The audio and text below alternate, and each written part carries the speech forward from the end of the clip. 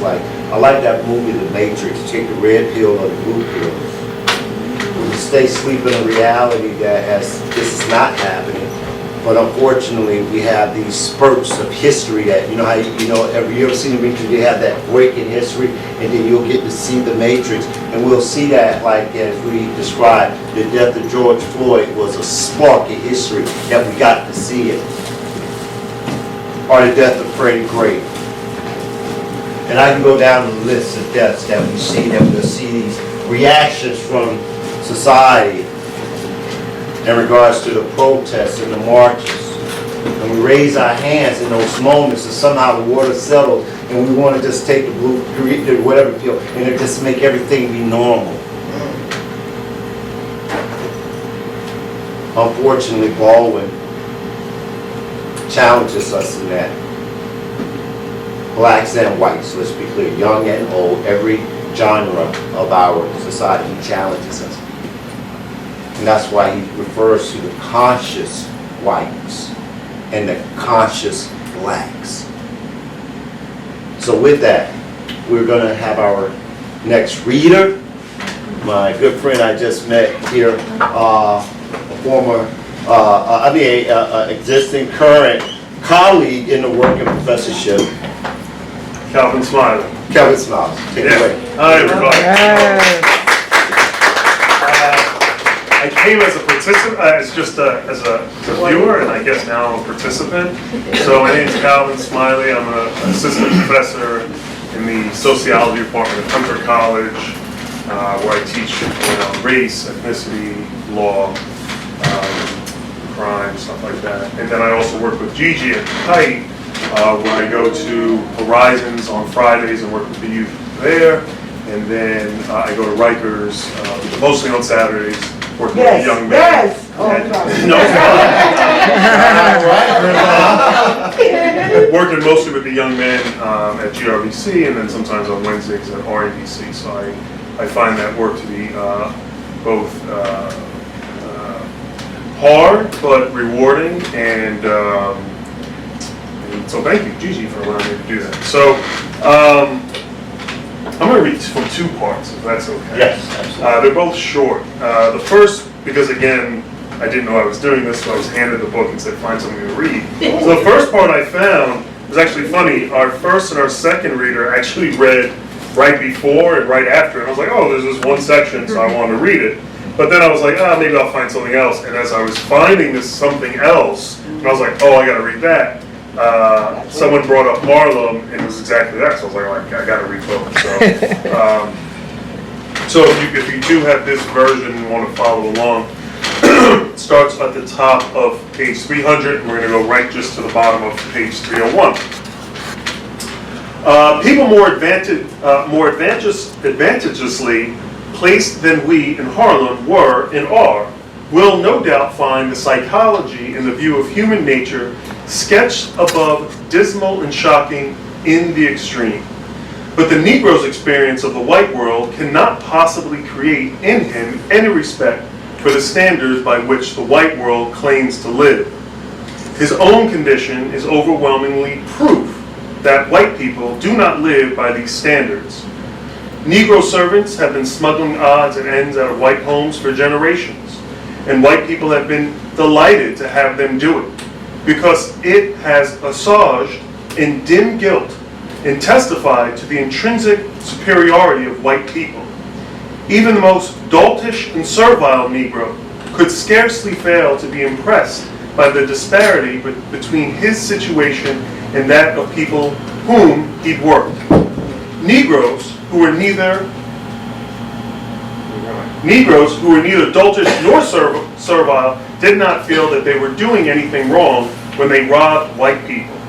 In spite of the Puritan Yankee equation for doubting that money was made or kept by any very striking adherence to the Christian virtues, it certainly did not work that way for black Christians.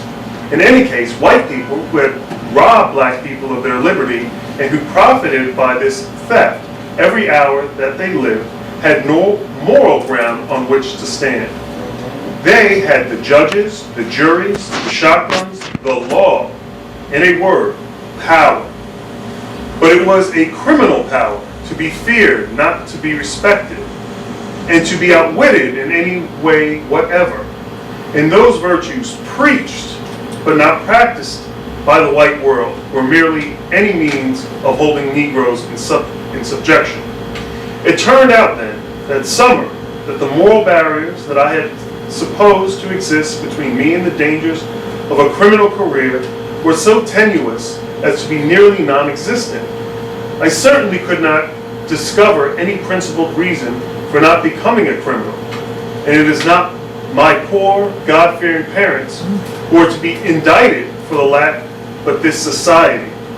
I was icily determined, more determined, really, than I knew, never to make my peace with the ghetto, but to die and go to hell before I would let any white man spit upon me, before I would accept my quote-unquote place in this republic.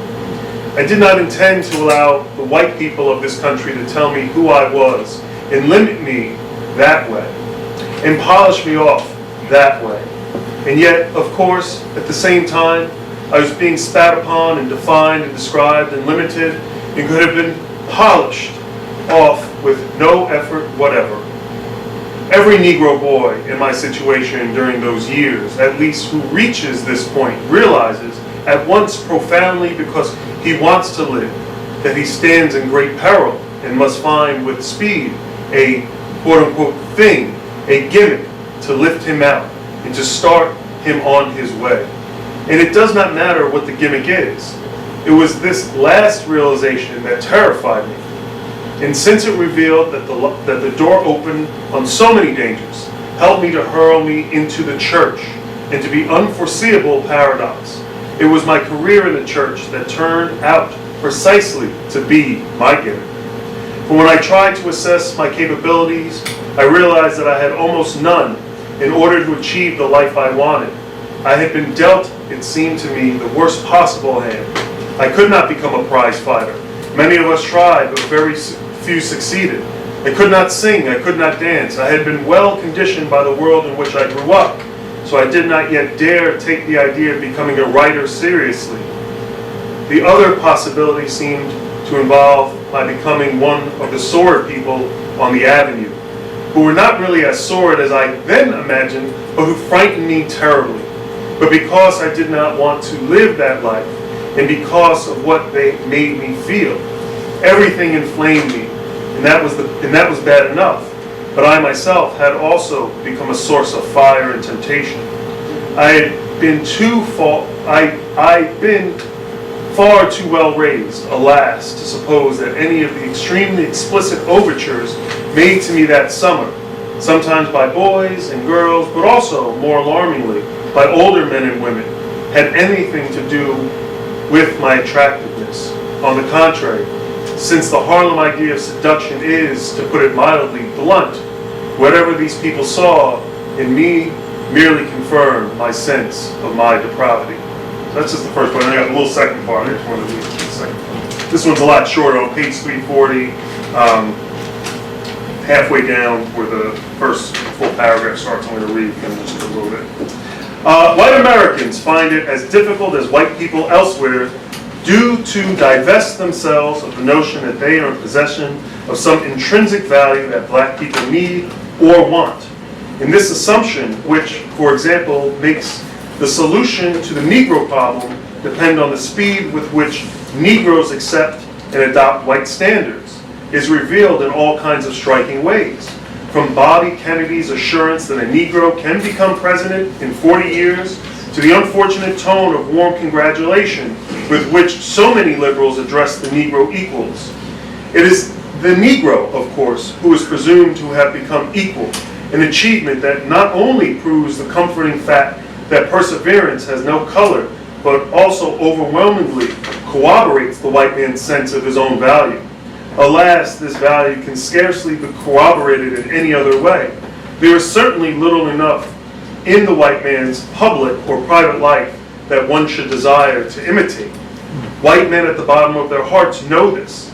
Therefore, a vast amount of the energy that goes into what we call the Negro problem is produced by the white man's profound desire not to be judged by those who are not white, not to be seen as he is. And at the same time, a vast amount of the white anguish is rooted in the white man's equally profound need to be seen as he is, to be released from the tyranny of his mirror. All of us know, whether or not we are able to admit it, that mirrors can only lie, that death by drowning is all that awaits one there. It is for this reason that love is so desperately sought and so cunningly avoided. Love takes off the mask that we fear. We cannot live without, and no, we cannot live within.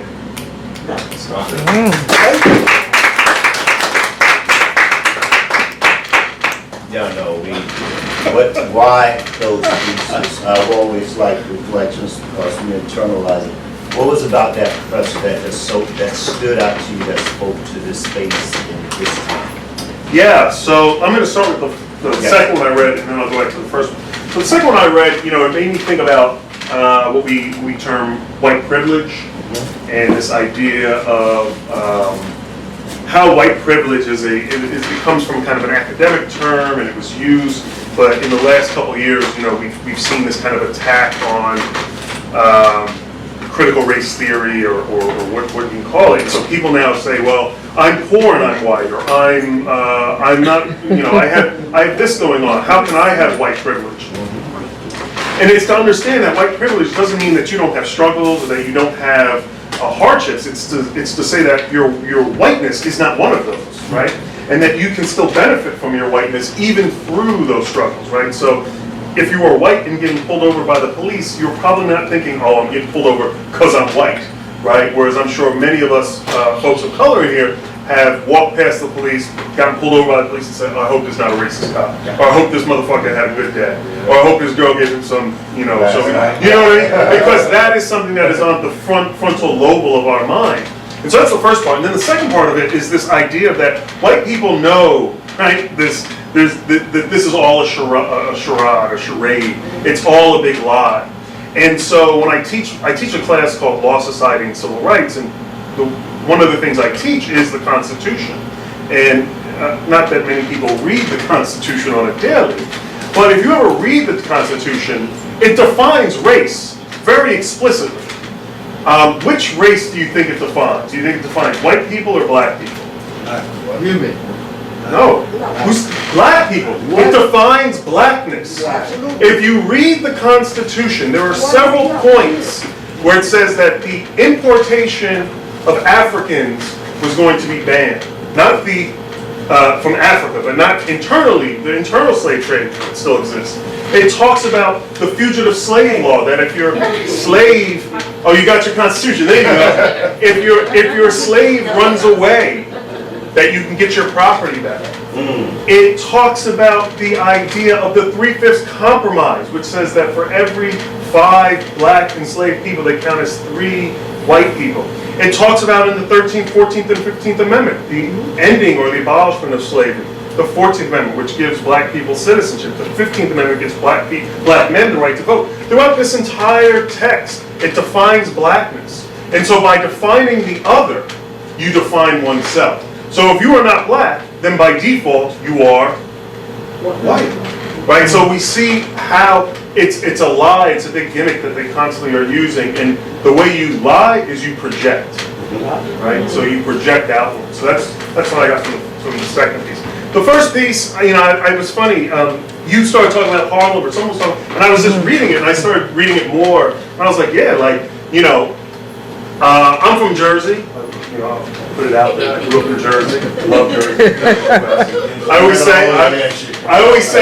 always say Jersey's the best state, and everybody goes, and then I always say, but New York City definitely doesn't identify with upstate New York. So New York City and Jersey definitely, I think, have much more in common than the rest of the state. But no, don't do that. We can argue about it. You identify with Rochester? I don't know. I just don't want you to separate at all. Oh, no separation. Okay, I got you. Right. No, I got you. Right. So, all inclusive.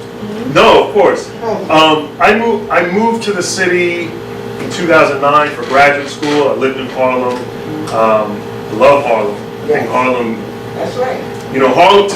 Harlem is Black Mecca, right? It's Black folks' Mecca.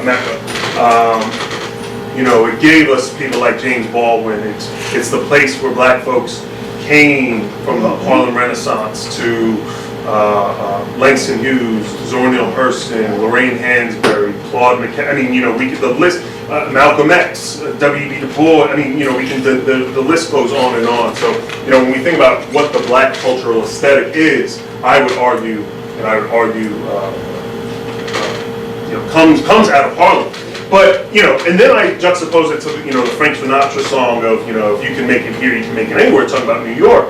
But there's something specific about coming out of Harlem or coming out of the ghetto that James Baldwin talks about that is so profound.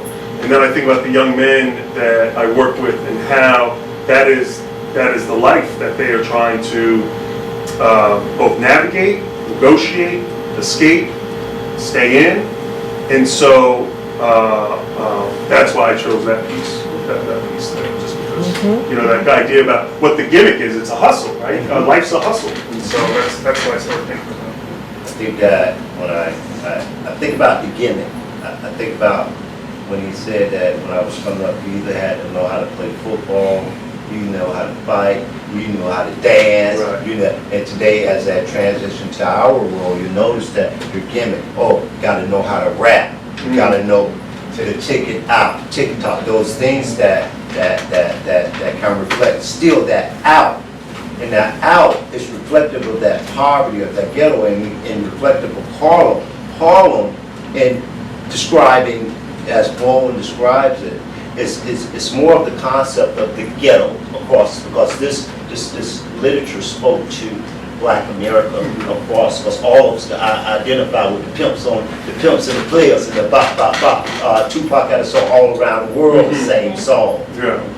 Yeah, and he knew what the hood was here, the hood was there. Yeah, and he says the writer. I mean, the rapper is still a writer, right? The rapper still, or even when he says, you know, that the avenue scared him. We know he doesn't say pimps, sex. I mean, but we know who he's talking about. The hustler. We know who he's talking about when he talks about, because being on the avenue, right, or being on the corner, can both give us life and death. I mean, you know, I think that's what's so profound about like shows like The Wire or books like The Corner, right? Is that, you know, that's where everyone congregates. That's where we get our news. That's where we understand what happened. And but it can be a scary place too. It can be a really scary place. Thank you. Thank you. Thank you. And our last reader from Community Alternatives. Our man, Marlon Divine, coming up. Thank you. So my name is Malad Divine Malad. I'm the entry coordinator for CCA Central Community Alternatives. I'm also an author. I wrote 4 books, so you can look online and check that out. As well as I'm formerly incarcerated. Unfortunately, I did almost 20 years down in Virginia, but you know, that's life. So the passage that I'm reading from the 4 pages is started on page 16. Oh, why use a tablet? Because I got technology to feed, so I favor tech. So it is what it is. So from page 16 to probably page 19, right? I'll start right here. In the same way that the girls was destined to gain as much weight as their mothers, the boys, it was clear, would rise no higher than their fathers. School began to reveal itself, therefore, as a child's game that one could not win, and boys dropped out of school and went to work. My father wanted me to do the same. I refused, even though I no longer had any illusions about what an education could do for me. I had already encountered too many college-graduated handymen. My friends were now downtown busy, as they put it, fighting a man. They began to care less about the way they looked, the way they dressed, the things they did. Presently, one found them in 2s and 3s and 4s in the hallway, sharing a jug of wine or a bottle of whiskey, talking, cursing, fighting, sometimes weeping, lost and unable to say what it was that oppressed them, except that they knew it was the man, the white man. And there seemed to be no way whatever to remove this cloud and stood between them and the sun, between them and love and life and power, between them and whatever it was that they wanted. One did not have to be very bright to realize how little one could do to change one's situation. One did not have to be abnormal sensitive to be worn down to a cutting edge by the instant ingratitude, humiliation, and danger one encountered every working day, all day long. The humiliation did not apply merely to working days or workers. I was 13 and was crossing 5th Avenue on my way to 42nd Street Library, and a cop in the middle of the street muttered as I passed him, "Why don't you niggas stay uptown where you belong?" When I was 10 and didn't look certainly any older, two policemen amused themselves with me by frisking me, making comic and terrifying speculations concerning my ancestry and probably sexual prowess, and for good measure, leaving me flat on my back in one of Harlem's empty lot. Just before and then during the Second World War, many of my friends fled into the service, all to be changed there, and rarely for the better, many to be ruined and many to die. Others fled to other states and cities, that is, to other ghettos. Some went on wine or whiskey or the needle and are still on it, and others like me fled into the church. For the wages of sin was visible everywhere, in every wine stain and urine splash hallway, and every clinging ambulance bell, and every scar on the faces of the pimps and their whores, and every helpless newborn baby being brought into this danger, and every knife and pistol fight on the avenue, and every disastrous bulletin, and cousin, mother of 6 suddenly going mad, the children parceled out here and there, an indestructible aunt rewarded for years of hard labor by a slow, agonizing death in a terrible small room. Someone's bright son blown into eternity by his own hand. Another turned robber and carried off to jail. It was a summer of dreadful speculation and discoveries, of which these were not the worst. Crime became real. For example, for the first time, not as a possibility, but as a possibility. One would never defeat one's circumstances by working and saving one's penny. One would never, by working, acquire that many pennies. And besides, the social treatment accorded even the most successful Negroes, provided that one needed in order to be free. Something more than a bank account. One needed a handle, a lever, a means of inspiring fear. It was absolutely clear that the police would whoop you like and take you in as long as they could get away with it, and that everyone else, housewives, taxi drivers, elevator boys, dishwashers, bartenders, lawyers, judges, doctors, and grocers would never, by the operation of any generous human feelings, cease to use you as an outlet for his frustration and hostilities. Neither civilized reason nor Christian love would cause any of these people to treat you as they presumably wanted to be treated. Only the fear of your power to retaliate would cause them to do that, or to see you to do that. Or to seem to do it, which was and is good enough. There appears to be a vast amount of confusion on this point, but I do not know many Negroes who are eager to be accepted by white people, still less to be loved by them. They, the blacks, simply don't wish to be beaten over the head by the whites every instant of our brief passage on this planet. White people in this country will have quite enough to do in learning how to accept and love themselves and each other. And when they have achieved this, which will not be tomorrow and may very well be never, the Negro problem will no longer exist, for it will no longer be needed. People more advantageous placed than we in Harlem were and are will no doubt find the psychology and the view of human nature stretched above dismal and shocking and extreme. But the Negro experience in the white world cannot possibly create them any respect for the standards by which the white world claims to live.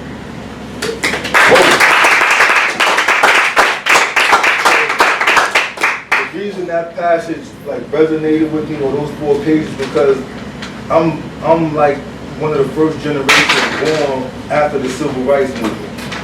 You know, and then when you understand that, this is a reason why I wear this pick with this Afro fist in my head, you know what I mean? Besides that, in my first book, it's in my book too, I use it as it's a technique called symbology. And you use an object to represent an idea. So this represents the connection between my generation and the generation that came before.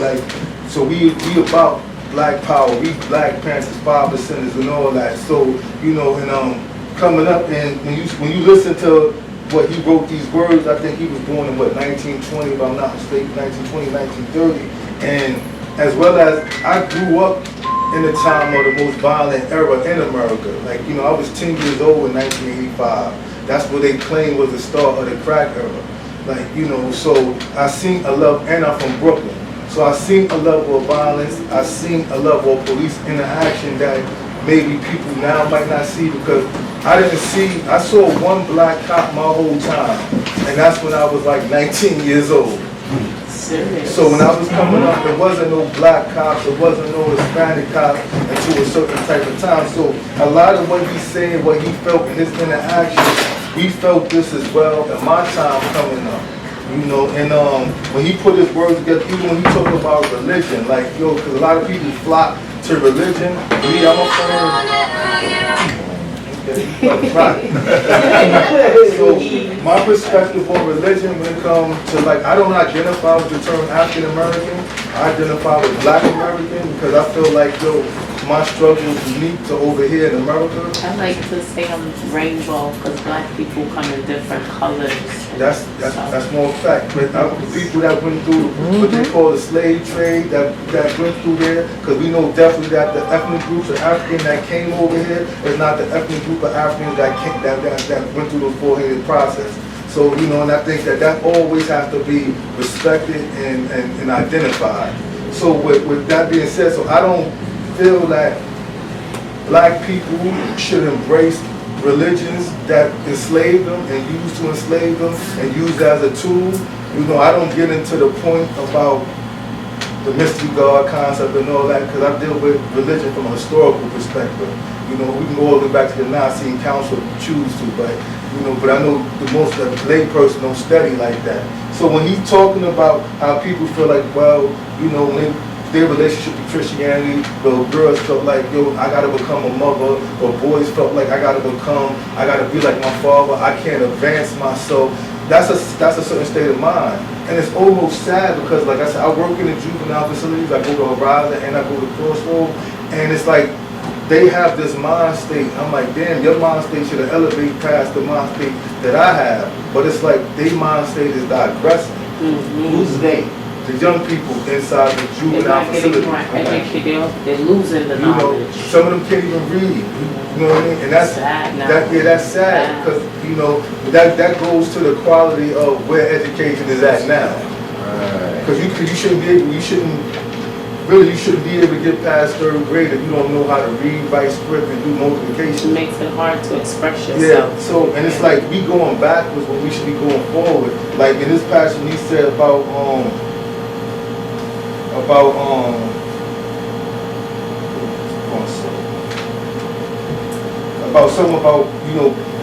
no matter what type of black person, no matter where they at, they still gonna be treated the same. Like, you know, it's a word called parvenu. One of my brothers, he got a clothing line called parvenu.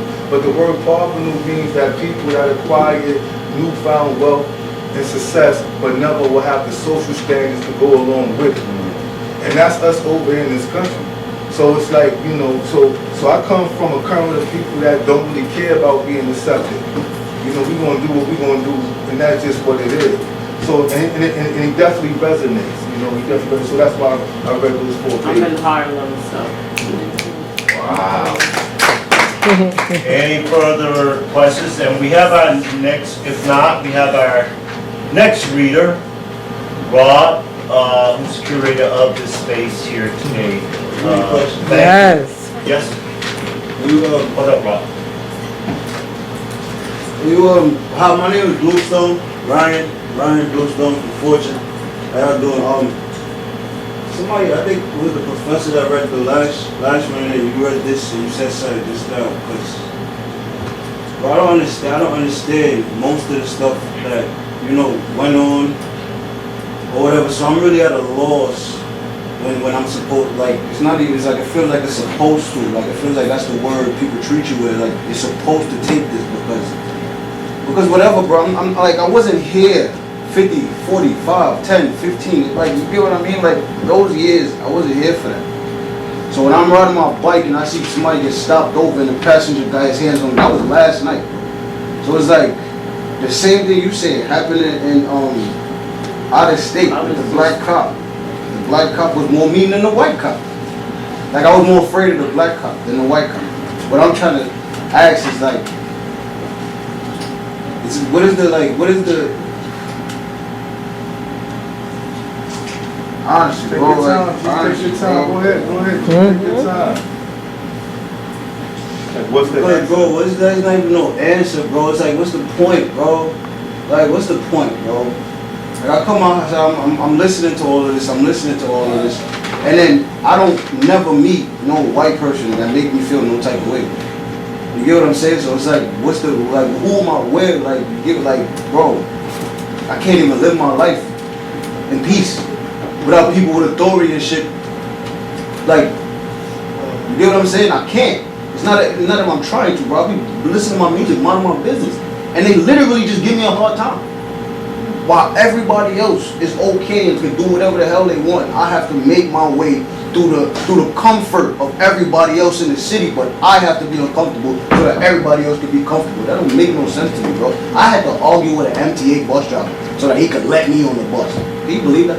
I had to stop it in the middle of the street so that with my cart, he could let me on the bus. But then yesterday, I see him let stroller, cart, another cart, stroller, cart, another cart, all on the same bus. Didn't contest, didn't say nothing, didn't say make way for everybody else. Didn't say nothing, bro. He just let it happen and let people do what they do, stop right there, and I'm watching it. I'm just watching. I'm watching it happen. I have to argue with y'all. And this is where I'm going, like, what I'm trying to say is, bro, like what do you think, like, is the missing, like, what are we missing? Because, bro, if, like, we supposed to be a lot more positive towards each other than this, bro. I don't even like using that word, though. I don't even like using that supposed to word, but, bro, why are we treating each other like this? Because the same people that enslave you teach you. So just because you see a person that's black, whatever, who taught them? Remember what I said, if the black people or the African people that came through slavery was stripped of everything that they knew and somebody else taught them, then it's like, it's a philosopher, I think his name is Victor something. He said if people is living in sin and it's darkness, you don't blame the people that live in sin, you blame the people that created the darkness for them to live in that sin. Yeah. Like, you know The same thing you said, I was just saying like a week so it's like ago. just because a person black, that don't mean that their mind state is black. That don't mean that their ideology is black. Just like everything, when we come out, we go through these schools indoctrinate us. We never, self-study is more important than formal education. And I have formal education because I need it because I'm formally incarcerated. I need those keys to open doors. If I didn't have that education, I wouldn't be right here talking to you right now. You see what I'm saying? So, but a lot of people don't got no self-love. They don't know who they are, so how they going to respect you? Ooh, talk about that one. They don't even like themselves. That's why when So they see you other should people. you should never like, when you see people that act like that, this is like, yo, you gotta say, yo, that person got a mental illness, man. They don't know themselves, man. You know what I mean? But don't let that get you off course. Don't let that take you where you need to not go. Because you already know what the end result will be. So what we gotta do individually is educate ourselves by curriculums that we design that's gonna develop us. You know what I mean? So it's like, but you never like, back in the day, like I'm talking about, it's a book called, it was a preacher. He said, yo, he said, I created a form of Christianity for the Negro. And it's an actual manual that they used to give the slaveholders. This is what you teach the Negro. Right. So if this The is Willie Lynch thing book? it's not the Willie Lynch letter. It's a book. You Google, you'll see it. You know what I mean? So if they created teachings just for us to make us weak, when did we have master teachers? And we have had master teachers come amongst us, but we haven't embraced them. We had the Marcus Garveys. We had the Booker T. Washingtons. We had the Noble Drew Ali's. We had a law. We had Noble Drew Ali. We had teachers that come amongst us. You know what I mean? But the fact that, you know, we never gravitated to that ideology because a lot of people was fearful, man. You know what I mean? Somebody said Claude McKay, he got a joint if I must die. You know, that's like one of the most powerful poems. Like, yo, I'm not going to die like no dog out here in these streets, man. You know, but we look at each other as enemies before we look at somebody that's really oppressing us. Another thing that we got to get away from, like, I think it was Neely Fuller in his book, Stop Saying They. Like, you know, what I started doing was, I used to do music at one time. I knew every executive in the big music labels, and I knew that none of these music label executives, the big ones, was even from America. BMG, Germany, Vinci, French. So it's like, when you start being able to identify who this so-called they is, then you can start better preparing yourself to come with solutions. But if you say they, who is they? They is that's like a ghost. They. Like, you know what I mean? Even where we live at, if you ask dudes, yo, who the captain precinct right there? Who the officer in charge on the night shift? Who the head of the detective unit? They don't know. And that's a problem because they also have community police and they never give people like the community, which is like me, who really is from Harlem, who's really in these streets, and who has been, I never knew would be in, what's that called, black racially profiled this into the last 2 years, but like, instead of them giving you the information you need, is to hold the information back to keep you suppressed, because if I knew better, I would go do better, and I wouldn't just be talking out of line. I would be going to, they have community police that are supposed to handle problems, but it's hard to get that information for some people like me, I feel like, and it's just a whole lot going on. But I'm with you, and I was just saying to myself, like a week ago, that I see a lot on TV that they always saying black people did this, but who taught black people to be killing? Who taught them to abuse? Who taught them hate? Get to the point, get to the root of it, because it's deep, you know, but I try not to get too much into it because a lot of people is not awoken, that eye is not awoken, that third eye, and it's very serious, but it's the education and the suppression, and if you don't know how to express yourself or how to have yourself set up in a certain way, it's hard to succeed in America, especially as a black person. I think Frederick Douglass said this, but I'm misquoting part of me. He said, a powerful people will never teach a powerless people how to obtain power. Then you have to relinquish that power. You know what I mean? So it's like, and that just, yeah, like, I'm not a Democrat, I'm not a Republican, like, you know what I mean? So, I'm not into this political system because I don't think it works, and I don't believe in reform either. So, it's like, it has to be destroyed, and something new, because New York's, I think that they said in Queens alone, there's 200 different ethnic groups of people that live in Queens alone. So our current systems that we live under was created by a small group of white slave owners. They didn't even have their own, they didn't even respect their women enough to have their woman at the table. So we have a patriotic, sexist system in all of what is political, educational, culture, all of that. So in order for us to really strive, and maybe like one day we'll look like how Star Trek we all came together and started going into space. I like sci-fi too. Right, I'm big on Twilight Zone. So it's like, what we currently got is all it's going to keep doing is like duplicating what we see. Right. Like, come on, man, police killing people, Black Lives Matter. I'm not into that neither. That's not nothing new to me. Right. That's not nothing new to me. Not new to me. You see what I'm saying? So, but it's like, because people got cell phones, this and that. You know, I remember when they caught, or when they beat Rodney King up. Somebody just happened to have one of them big cameras that had BCH tapes in, driving down the highway and caught that. So now people like, oh, that really goes on. Now, people see it all the time. Police got body cameras on, and it still go on. So that means that it's the culture of the society that we live in, that the black man's life, it doesn't have the same value. Exactly. And then we fall victim to it too. So we look at somebody else like, yo, F that cat, you know what I mean? He the op. You know, like when I be dealing with the young dudes, I be like, yo, what makes a person an op? That's like, especially the ones that shooters, I'm like, yo, you know that person? Right. They're like, nah. So why did you shoot him? Because he was the op.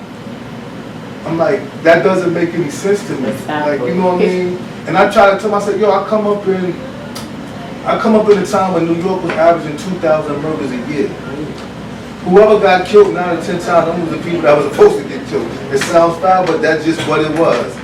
You know, so we didn't have, if we was beefing, it was behind something. What is the snitch? Opposition. Oh, what's the opposition? Yeah, so whoever, it's like, yeah, so it's like. They don't even know who the real enemy is. No, they don't know, but that's the thing, they not going to know because, like right now, like, you know, I don't tell young dudes to get out of gangs because I don't really care if they're in the gang or not, you know what I mean? But what I do care if they invest in themselves. Once they invest in themselves, I know you can go inactive, you know? So, and that's where I be at with them. Like, it's value yourself. Right. You know what I mean? Learn about who you are. Learn about what you need to do. Develop the things that you need to do. When you can't even cross the street or you can't come from one borough to another, that's a problem. This is New York. New York is beautiful. You can't write a thought down. That's a bigger problem. Yeah, so, like, it's people that's way more intelligent than me. I don't have the solution. I don't try to act like I have the solution. But I know that, you know, I'm a carrier in a certain way. Because we all models. And people look at how we carry. So they can see me say, yo, I've been to places you ain't been. You know, I was the ones that Joe Biden called the super predator. The dudes in my generation fell under those laws. The dudes in my generation, brothers just coming home now. You got brothers that got locked up in the late 80s and early 90s just coming home now. I got locked up in 95. I didn't come home in 2014. And I was born in 94. I just turned 28. So, you know, so you got a whole group of black men that was just, we say roof, they just threw them away. Right. So this is what we got now. So this is why some of us, you know, we play our part now. We try to add on And now. what about the war on drugs when they were locking people up for weed and now weed is legal? We're supposed to just forget it. Because I remember when the police literally came and I was crying tears. I said, no, I'm about to go on vacation. I was smoking. They said, we smelled it. I couldn't believe it was, but for me, it was torture. It was more pain than just, and now it's legal. It just, like he said, doesn't make any sense. So See, but a lot certain things of don't make that you have to sense. know the history of that. Like you have to know the history of Nixon, because Nixon actually created the war on drugs in the 70s, not Reagan. You know, but people don't talk about that. But even before Nixon in the 30s, they had these films, black and white films come out before they created the FBI.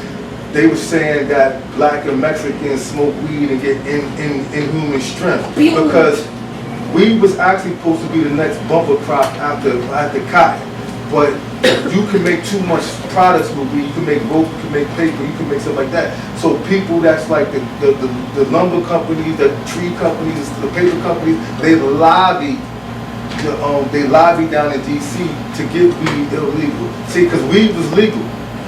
And so it's like, so we going back to weed being legal. It's a hypocrisy. Also, everything that was back is just coming back in circles again. But like I said, we don't critically think and study ourselves to qualify to understand these different things. You know, because we use a set of tools that was given to us. Until we discard the set of tools that was given to us and create our own tools, then we'll start looking at things a little bit different. You know, it's a saying that we say each one teach one, but you teach one based off what the level of what you know. And I think when we start doing that more and more, you will start seeing. Like, I think the young people, they came up in the greatest time ever. Like, they got, like, I didn't know about no Wi-Fi until 2014. I didn't know about no browser, no Google, no Facebook, none of that. You know what I mean? But the young people now, y'all grow up with technology. My daughter 4, she had a Kindle since she was 18 months. Wow. Told me the other day, Daddy, I'm smarter than you. So I don't let her win in nothing. Because you're smarter than me. You won't have to earn that. You know what I mean? So with that being said, let me go because you know time is of the essence. The big brother got to come on. But I'm aloud. You can follow me on LinkedIn, Instagram, Facebook, TikTok. Welcome. The website is aloud.com. Reach out. Please speak to us.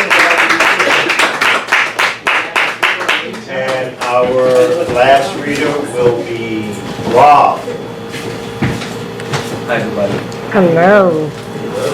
I just like most people just jump right in. I'll tell you a little bit about me afterward. If that comes up, I'll just go right into it. Page 537. The question of identity is a question involving the most profound panic, a terror as primary as the nightmare of the mortal fall. This question can scarcely be said to exist among the wretched, who know merely that they are the wretched, and who bear it day by day. It's a mistake to suppose that the wretched do not know they are wretched. Nor does this question exist among the splendid, who know merely that they are splendid, and who flaunt it day by day. It's a mistake to suppose the splendid have any intention of surrendering their splendor. And identity is questioned only when it is menaced, as when the mighty begin to fall, or when the wretched begin to rise, or when the stranger enters the gate, never thereafter to be a stranger. The stranger's presence making you the stranger, less to the stranger than to yourself. Identity would seem to be the garment with which one covers the nakedness of the self, in which case it is best that the garment be loose, a little like the robes of the desert, through which robes one's nakedness can always be felt, and sometimes discerned. This trust in one's nakedness is all that gives one the power to change one's robes.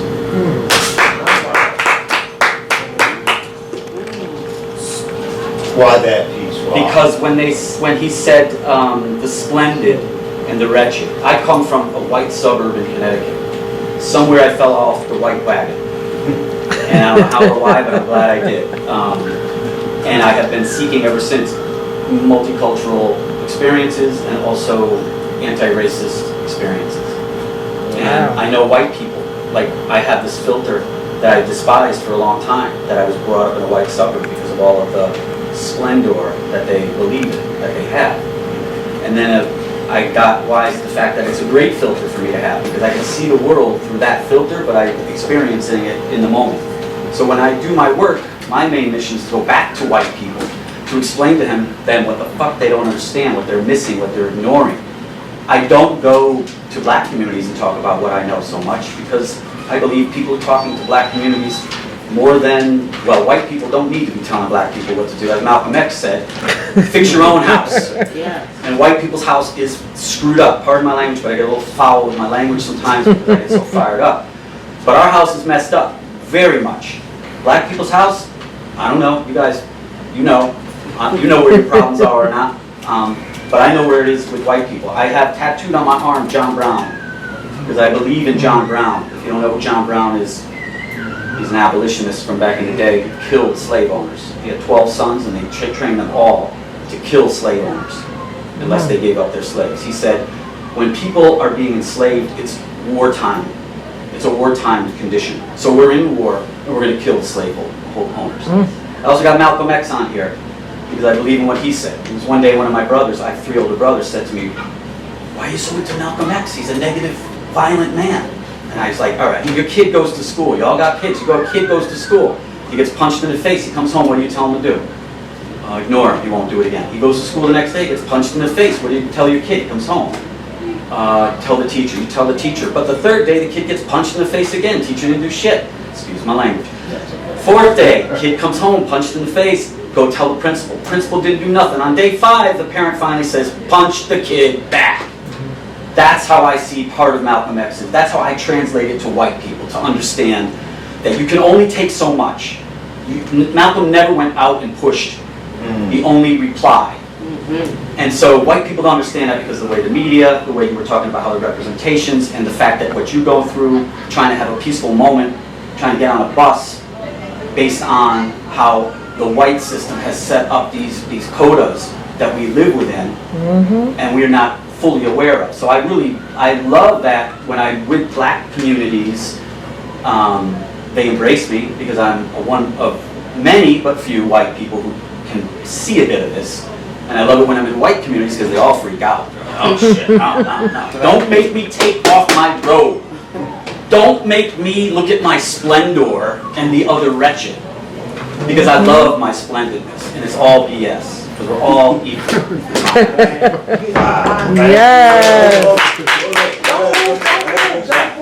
Everybody was like Jerry Jerry Springer. You see how like all of this is going on, right? Like I know you guys hear me. Like I'm very like mad and upset about a lot of the stuff that goes on. But what I like don't like what I do understand and what I have like a super like all my might I'll stand behind it is that we can't do the same thing that was done to us, right? Because then it's just gonna be like Perpetuate. it's just gonna be ridiculous. Yeah. Like it's just gonna be ridiculous. Imagine there was a black police force and a white police force.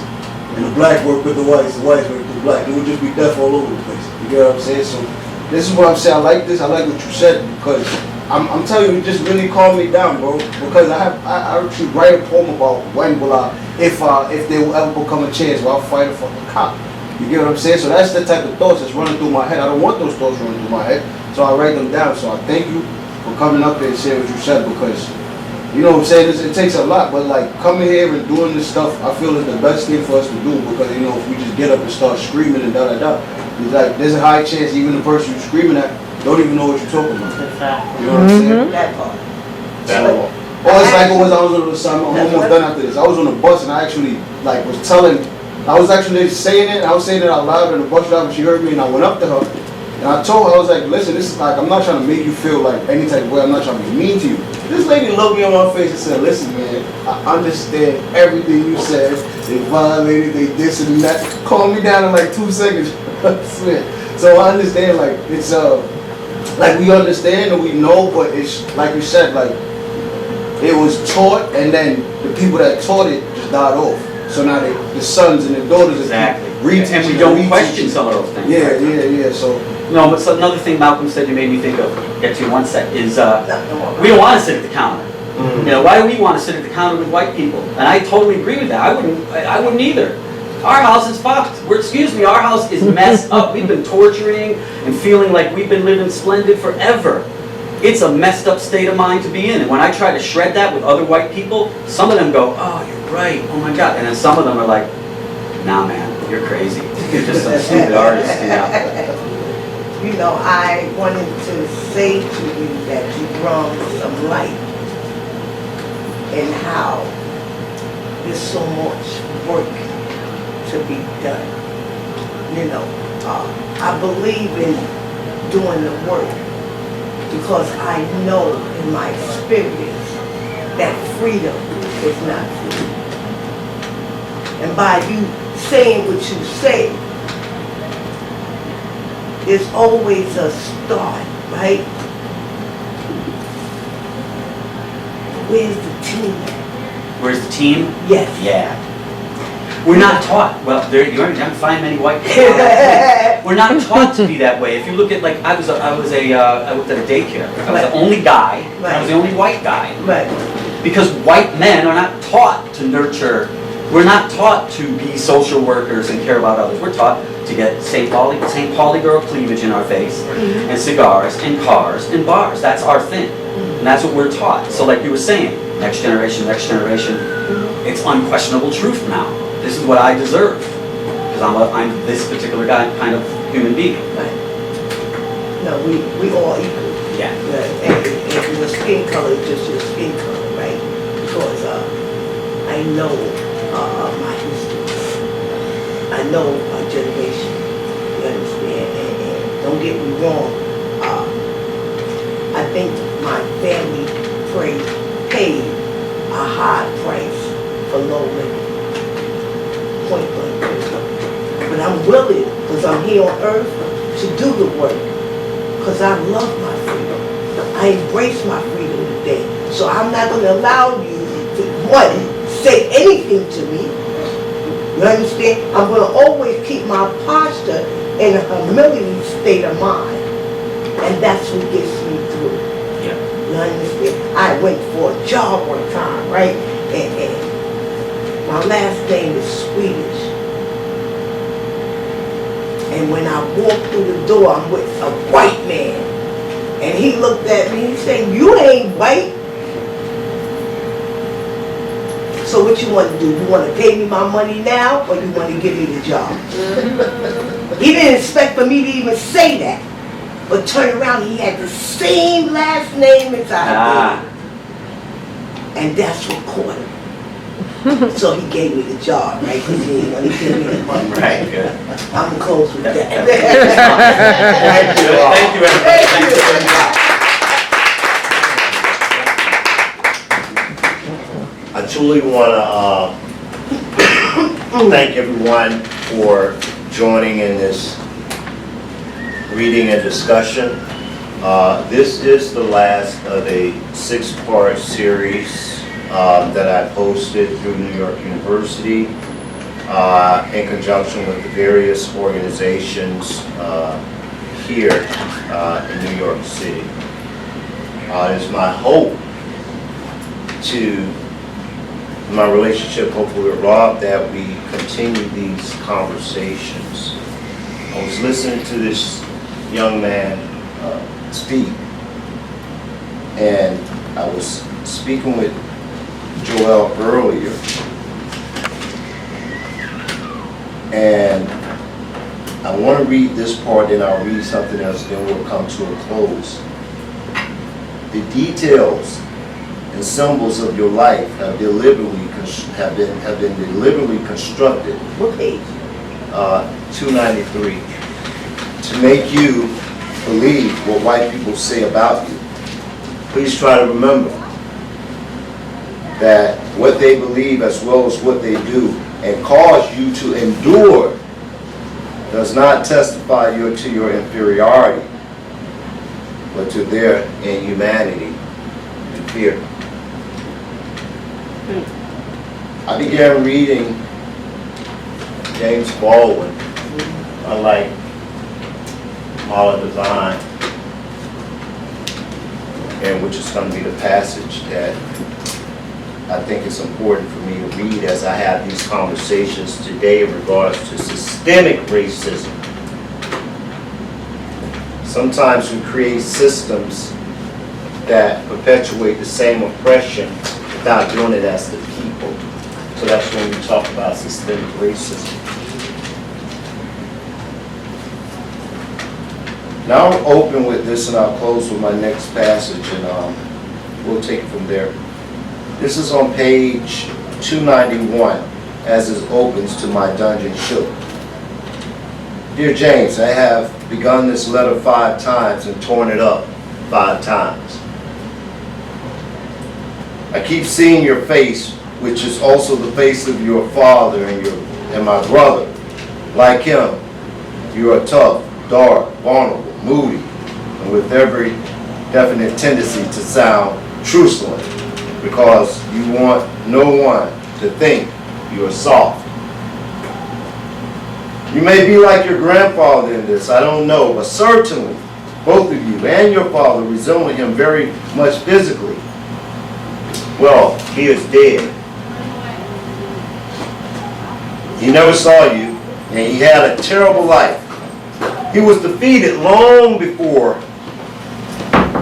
he was defeated long before he died, because at the bottom of his heart, he really believed what white people said about him. This is one of the reasons that he became so holy.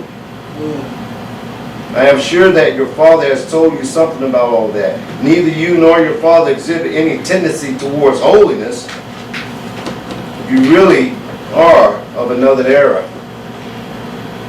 Part of what happened when the Negro left the land and came into what the late E. Franklin Frazier called the cities of destruction. And this is the most intricate part that I share in a lot of my writings, a lot of my work. You can only be destroyed by believing that you really are what the white world calls a nigger.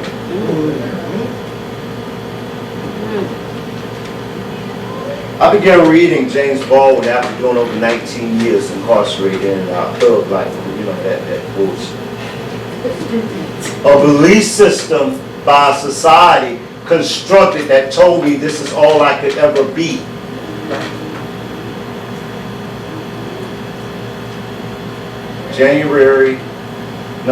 November 2008, I I sat in the Gainesville Correctional Institution on another bid. And it was on that night that they let us stay up in what we call the day room. And in the day room on that night, we were looking at the 2008 election of then, that presidential election. And as I sat there looking at this black man called Barack Obama run for president, I'm from an era where before a black man come president, you're gonna see the pigs gonna fly and all that, the jokes. Right. Because black folks aspiring to anything great was always the butt of the joke. Right. And 11:54, they announced that our 44th president of these United States of America, Barack Obama, I'm going to tell you, in prison you don't cry. You don't do that long. I want to tell you, as I sat in that day room, I began to cry, but I was crying because what I realized, what Baldwin had said, I didn't gather this until later, is because what I had done is internalized what the world had told me about myself. Preach on, preach on. I believe that because I was black, that I was dumb. I believe because that I was black, that I will always be poor. I could never aspire to excellence. I believe that what he referred to as when we say that the world says that you are a nigger, I believe that I was a thug for life. Trust that.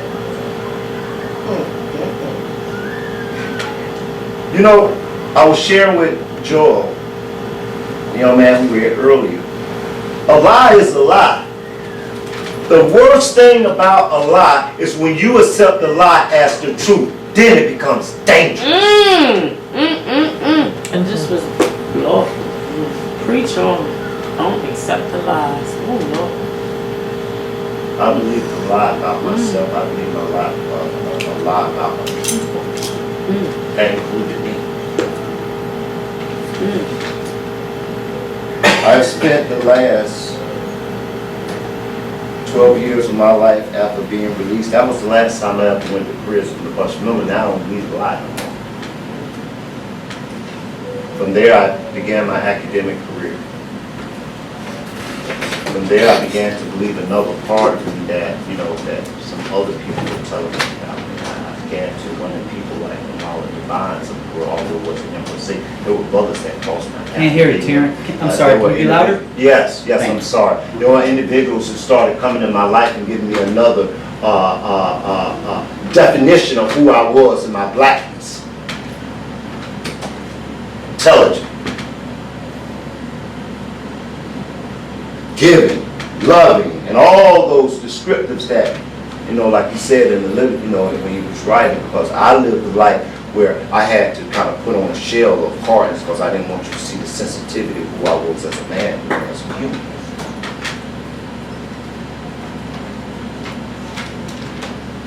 I'll end based upon what the young lady here asked the question about, and I began with this and we'll close with this, and then I ask our readers to come up so that we can take a group photo for this. And we got pizza for y'all as well. Yes. I got food for y'all. There's no pepperoni pizza. You'll never see no pepperoni pizza. Pizza.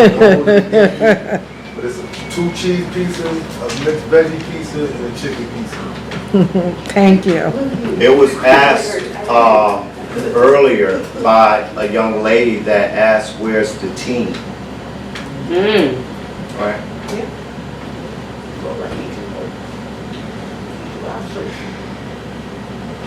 All was brilliant. And here we are, the team. The team is around. They are. At the center of the ark. Trapped in the most gaudiest, most valuable, most improbable water wheel the world has ever seen. Everything now, we must assume, is in our hands. I was lost in that room. We have no right to assume otherwise. If we, and now I mean the relatively conscious whites, and the relatively conscious blacks who must, like lovers, insist on or create the consciousness of the others, do not falter in our duty now. We may be able, the handful that we are, to end the racial nightmare and achieve our country and change the history of the world. If we do not now dare everything, the fulfillment of that prophecy recreated from the Bible and sown by a slave, it is upon us. God gave Noah the rainbow sign. No more water. Fire next time. Thank you.